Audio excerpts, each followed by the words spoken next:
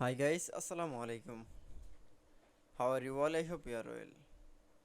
Welcome back to my channel in this new video. Today's video how to make a border around text in a Google Docs. Okay, let's start it.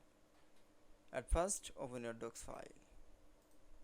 Firstly, create a text box and going to the insert menu option, click for the drawing option and click for the new.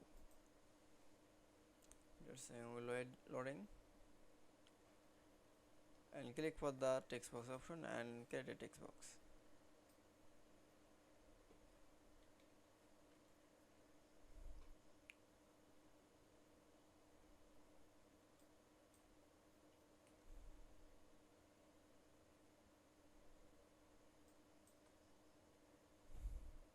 The text is select and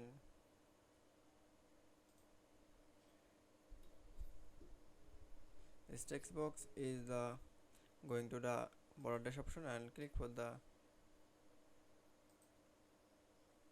8pt and click for the border color option, then NSS color